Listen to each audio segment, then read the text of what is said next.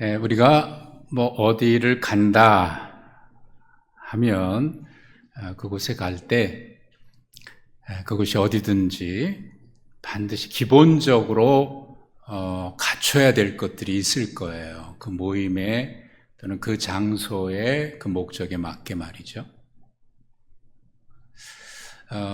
제가 젊었을 때는 주일날 되면 정장을 항상 딱 차려입고 한쪽 손에 성경과 찬송을 이렇게 끼고 가는 분들을 볼 수 있었어요. 그게 참 멋있더라고요. 그분들은 누가 보더라도 저분들은 교회 다니는 사람들이구나 하는 것이 그 외모에서부터 보였어요. 항상 성경 찬송은 가지고 갔고 또 옷도 그래도 나름대로 가장 점잖은 옷을 다 차려입고 가고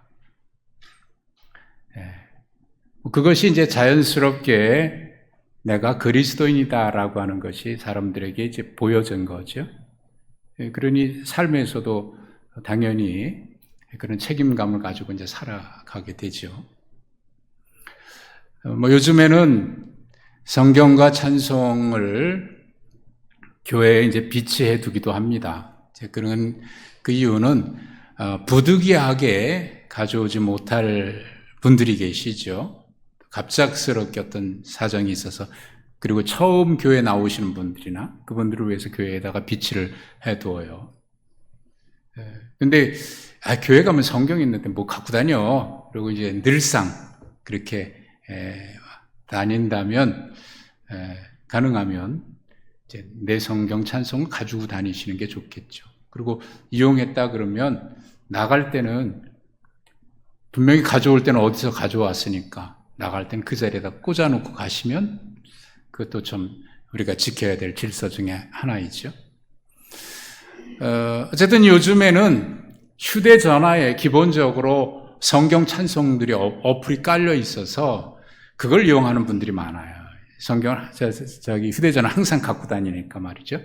그래서 이제 그걸 펴놓고 성경 대신 휴대전화에 있는 걸 보고 그 중에는 이제 무료 어플 있다 보면 거기에 한참 성경을 보고 있는데 뭐가 떠요.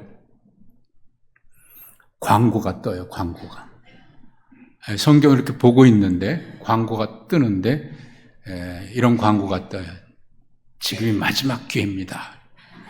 이게 뭐지? 하고 궁금해서 딱 했더니 광고 방송이에요. 지금이 지나면 할인이 끝납니다. 생각지도 못하게 그게 또 음성으로 나오니까 당황이 돼가지고 끌라 그러다가 또 이상한데 전화를 걸기도 하고 또 이게 자기는 그 광고 때문에 잠깐 보려고 하다 보니까 궁금해서 계속 보다 보니까 옆에 뒤에 있는 분이 툭 쳐요. 툭 치니까 괜찮아.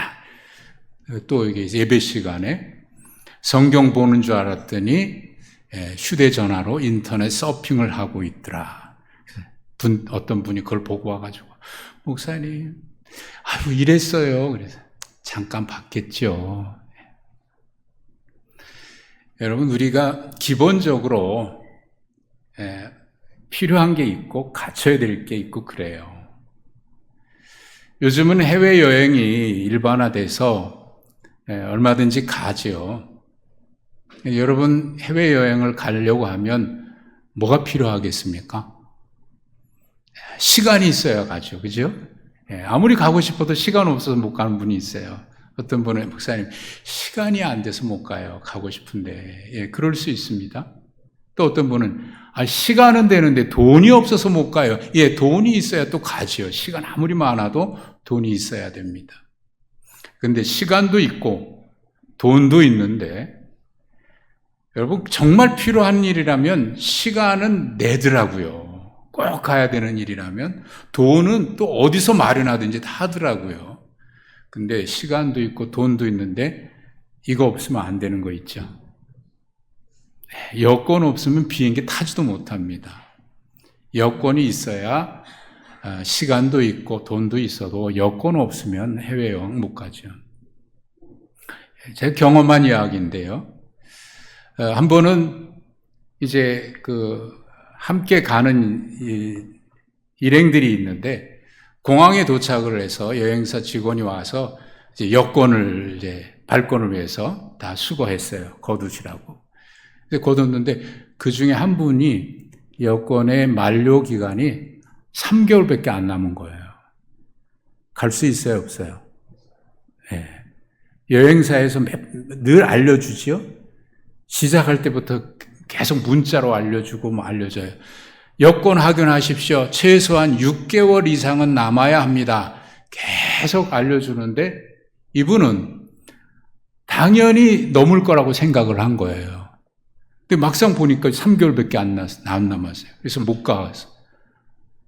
그리고 급히 돌아가서 하여튼 빨리 해가지고 한 3일, 4일인가 뒤에 와서 합류한 적이 있습니다. 우리 노예에서 선교 여행을 가는데 어느 교회 장로님이셔요. 공항에 모여서 이제 여권을 내시라고 그랬는데 여권을 안 갖고 왔다는 거예요. 잘 찾아보라고 가방 어디에 있겠죠. 암만 찾아도 없는 거예요. 이거 큰일 났다고. 여권 안 갖고 왔다고요. 잘 생각해 보라고. 가만히 생각해 보니까 오늘 아침에 가지고 나오려고 책상 위에다 놔두고 그걸 가방만 들고 나왔다는 거예요. 이거 큰일 난 거예요. 그래서 집으로 전화해가지고 퀵으로 보내라 그래가지고 오토바이로 보내서 겨우 같이 갈 수 있었어요. 여권 없으면 시간이 있고 돈이 있어도 못 가죠. 여권은 반드시 있어야 갈 수 있는 거죠. 우리의 인생 여행 어디를 가도 그런데 우리의 인생은 모두가 인정합니다. 우리의 인생은 영혼을 향해서 가는 여정이다. 하나님 나라를 향해서 가는 여정이다. 그렇다면 하나님 나라를 향해서 걸어가는 이 신앙의 여정에 있어서 꼭 필요한 게 뭘까요? 돈일까요? 시간일까요? 건강일까요? 뭘까요? 어느 권사님께 전화드릴 일이 있어서 전화를 했더니 마침 친정 엄마가 요양원에 계시는데 요양원에 엄마를 보러 오신 거예요. 그래서 저하고 통화하다가 우리 엄마 좀 바꿔드릴게요. 그래서 바꿔줘요. 그래서 권사님인데 권사님 귀에다 대고 따님이 오시니까 좋아요? 그러니까 좋대요. 누가 제일 좋아요? 다 좋지요. 그렇죠. 다 좋지요. 그리고 제가 이런 질문을 했어요. 예수님은 좋아요? 예수님도 좋아요. 예수님 안 잊어버리셨죠? 예수님 안 잊어버렸대요. 권사님 제가 전화한 김에 기도해 드릴 테니까 귀에다 꼭 대세요. 그리고 기도하고 마쳤더니 아멘 하고 이제 끝이더라고요. 약간 치매기가 있으신데 안 잊어버리셨어요. 유튜브에서 제가 본 내용인데요. 어느 할머니가 치매가 아주 심합니다. 그래서 가족을 못 알아봐요. 아들도 못 알아보고 딸도 못 알아보고 누구세요? 누구세요? 그럼 모두를 못 알아봐요. 근데 이분이 딱 한 분을 기억해요. 예수님이 누구세요? 그러니까 예수님은 알지요. 누구신데요? 나를 천국으로 데려가실 분이죠. 인생의 여정에 있어서 꼭 필요한 것은 돈도 시간도 아니라 건강도 아니라 바로 우리 주님 예수 그리스도예요. 그분이 우리의 여행에 있어서 여건이 없으면 안 되듯이 우리 주님의 우리를 천국으로 인도하시는 분이라 구세주다 이 말이죠. 오늘 말씀에서 우리는 그거를 좀 생각해 보려고 하는데 오늘 말씀은 12장 1절에 보니까 사람들에게 밟힐 정도로 수만 명이 예수님께 몰려와 있어요. 그들은 각각의 이유로 여러 가지 나름대로의 이유 때문에 예수님을 만나러 온 거죠. 그 중에 한 사람이 오늘 우리가 함께 읽었던 말씀에 등장하는 사람인데 이 사람이 13절 보십시오. 무리 중에 한 사람이 예수님께 이르되 선생님 내 형에게 명해서 유산을 좀 나눠 가더라고 얘기해 주세요 하고 부탁을 해요. 그러니까 이 사람은 유산 문제로 형과의 갈등이 있었던 모양입니다.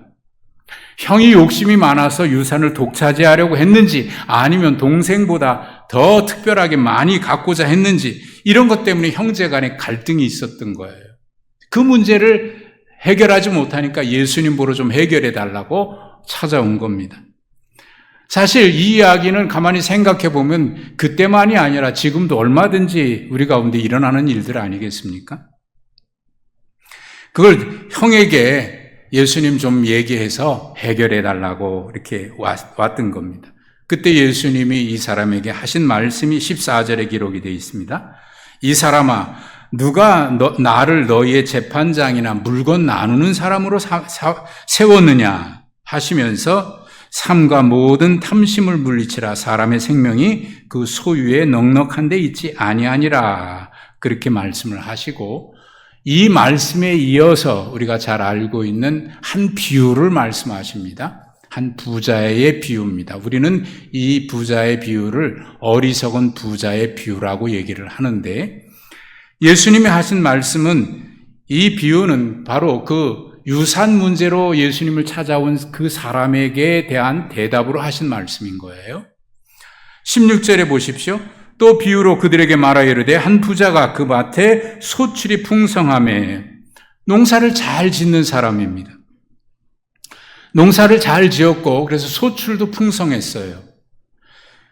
이제 추수해서 거두려고 하는데 창고에 쌓으려고 하는데 아주 풍년이 들어서 창고가 모자랐습니다. 이거 어떻게 하면 좋을까 고민하다가 그래 창고를 이 틈에 좀 이참에 늘리자 그래서 확장을 했고 거기에 가득히 채워놨습니다.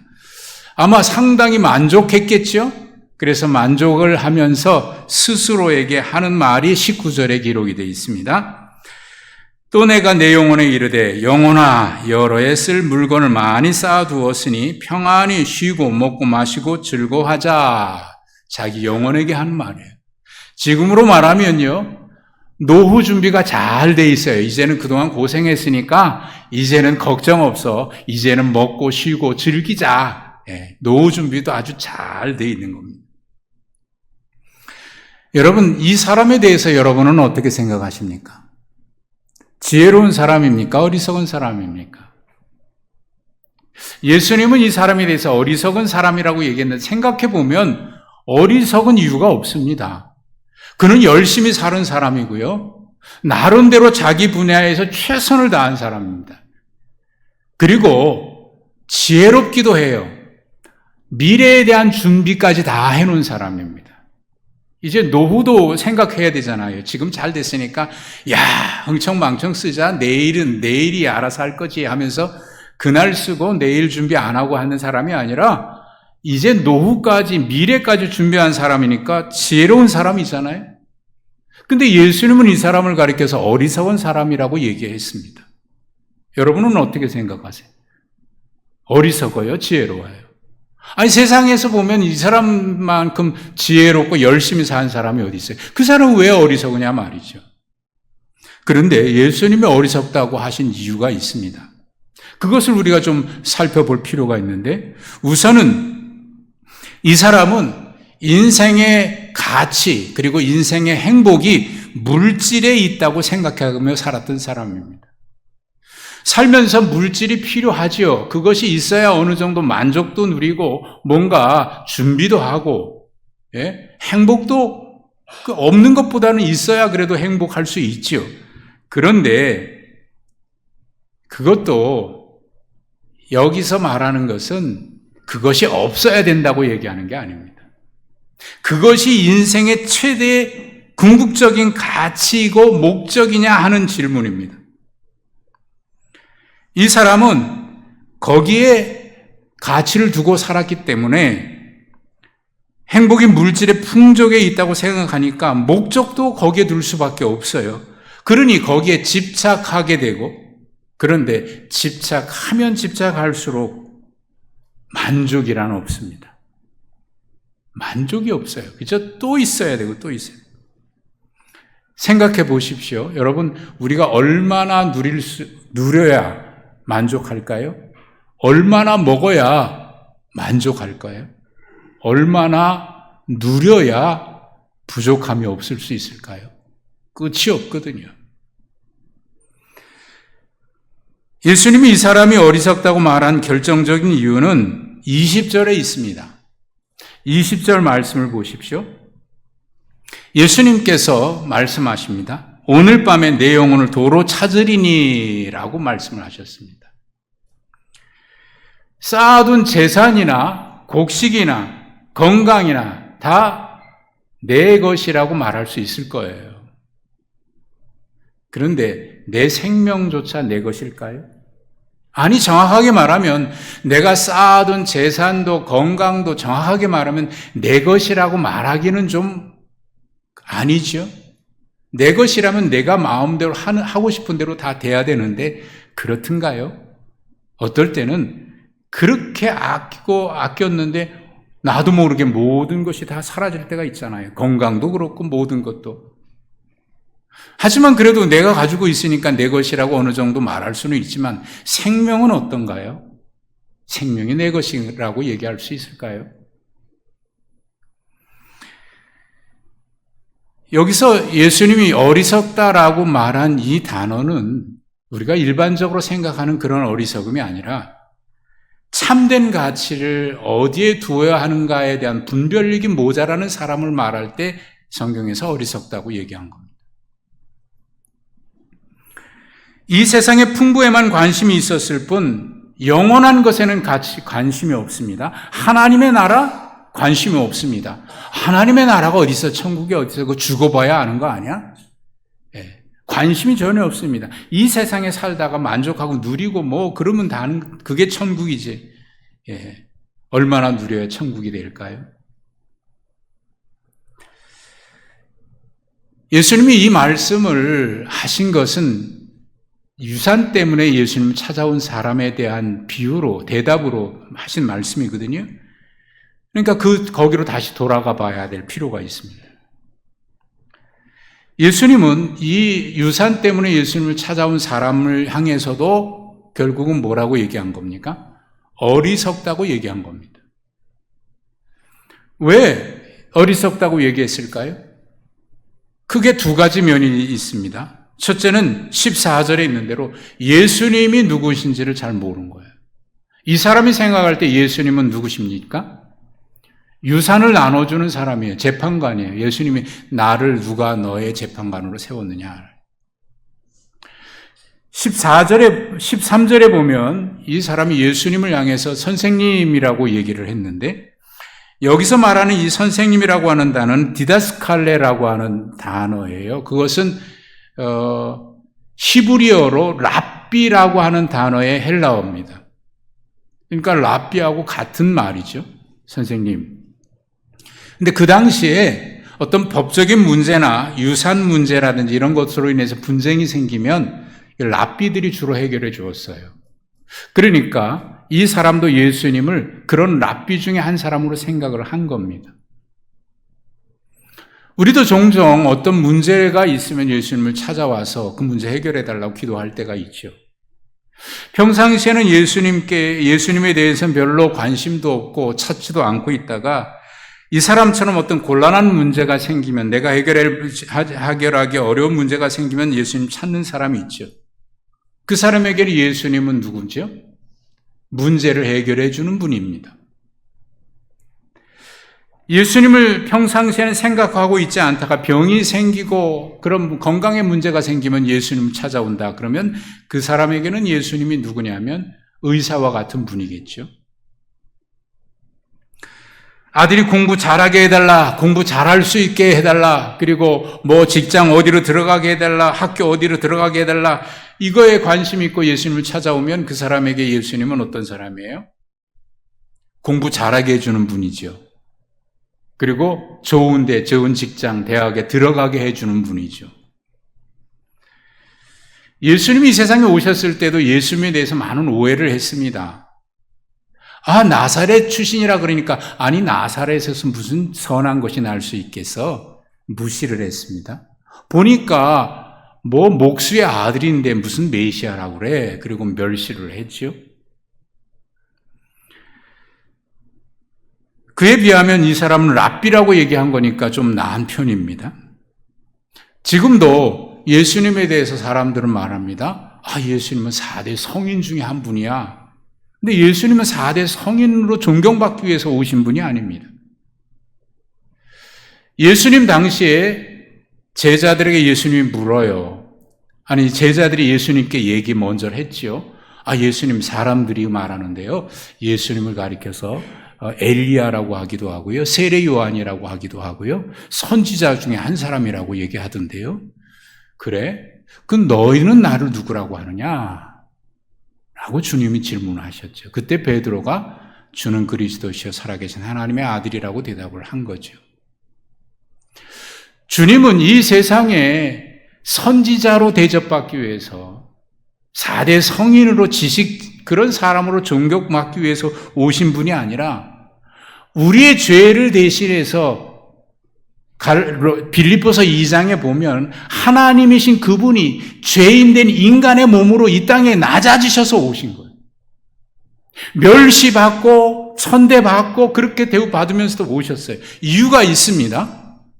예수님이 그런 거에 관심이 있다면 내가 누군지 아느냐라고 내가 선생이고 윤리적인 학자고 뭐 그런 걸 얘기하셨을 거예요. 그러나 예수님은 그렇게 말씀하신 적이 없죠. 나는 너희의 죄를 위해서 이 땅에 왔다. 허물과 죄로 죽었던 우리를 구원하기 위해서 예수님이 십자가에 죄 없이 쓰신 그분이 우리의 죄를 다 담당하시고 죽으신 이유가 우리를 구원해서 하나님의 자녀 되게 하시기 위해서 오신 것이지, 그게 예수님이 이 땅에 오신 유일하신 목적입니다. 오직 그분만이 우리의 구세주인 거죠. 예수님이 십자가의 형벌을 받으신 이유가 거기에 있는 거죠.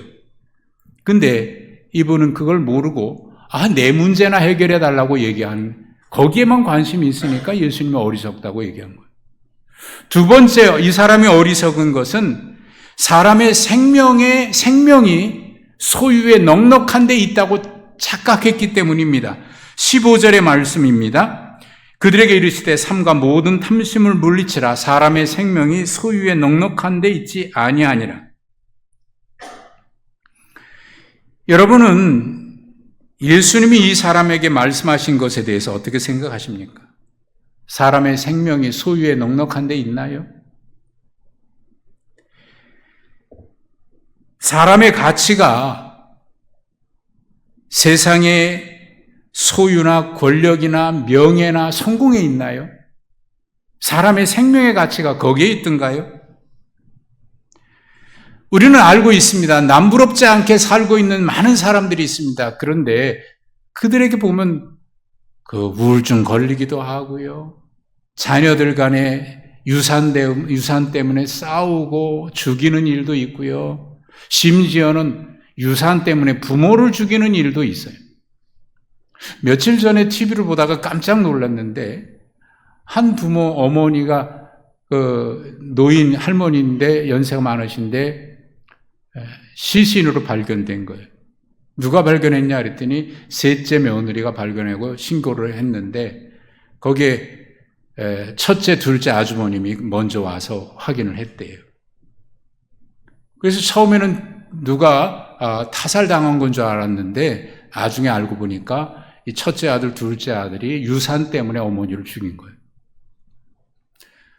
밝혀진 내용을 보니까 유산을 얼마나 받았길래 그러냐 그랬더니 각각 100억씩 받았답니다.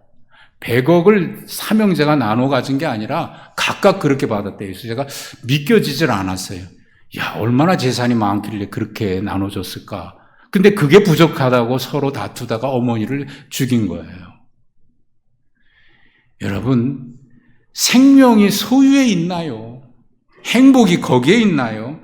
이런 예를 들지 않아도 그런 특별한 경우죠. 그런데 우리는 그걸 매일 언론을 통해서 보고 듣고 있지 않습니까? 아닌 거 아니잖아요. 물론 있으면 편리하고 넉넉하니까 여유도 있고 그것 때문에 행복한 것이 전혀 아닌 건 아니죠. 하지만 궁극의 가치가, 인간의 생명의 가치가, 그리고 생명이 거기에 있는 거 아니지 않습니까? 굳이 이런 일 저런 일 얘기해야 되는 거 아니잖아요. 부인할 수 없지요. 어느 돈 많은 분이 죽어가고 있어요. 그래서 목사님 찾아가서 얘기했습니다. 하나님 만날 준비는 하셨습니까? 그랬더니 이분은 살면서 돈으로 모든 거 해결할 수 없는 게 없다라고 생각한 분인데, 그래서 그 질문에 이렇게 대답을 하더래요. 걱정 마세요. 하나님 만나면요, 제가 돈 많이 드리면 돼요. 그러시군요. 준비 잘 되셨군요. 통장 잔고가 많으니까 천국 가는데 문제 없겠군요. 여러분, 맞아요?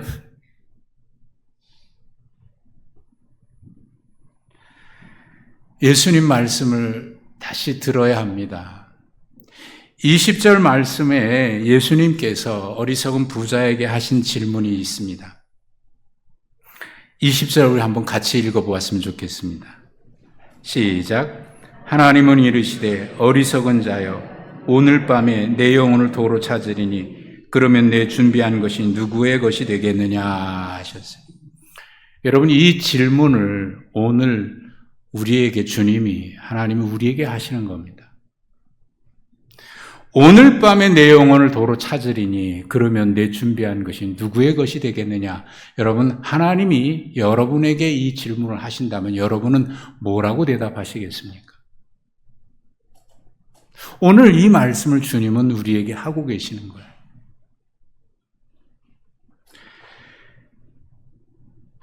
우리의 생명은 하나님이 주인이십니다. 오늘 밤이라고 한 것이 오늘이 될 수도 있고, 내일이 오늘 밤이 될 수도 있고, 우리가 알 수 없습니다. 우리의 생명은 소유가 많이 있다고 영생하는 거 아닙니다. 많이 먹고 부족함이 없고 누리고 많이 운동하고 그러니까 영생하는 거 아니죠. 생명의 주인은 하나님이에요. 주신 하나님이시니까 그 생명을 도로 찾으시는 분도 하나님이시라는 사실을 우리는 잊어버리고 살아가는 거예요. 내가 주인인 것처럼. 다시 하나님의 말씀을 우리에게 하시는 질문으로 들어보십시오. 오늘 밤에 내 영혼을 도로 찾으면 이 모든 것 누구의 것이 되겠느냐라고 오늘 우리에게 주님이 물으신다면 우리는 뭐라고 대답할 수 있을까요? 분명히 기억해야 할 겁니다. 예수님은 우리의 생명의 주인은 내가 아니고 바로 주님이시라는 사실 말이죠.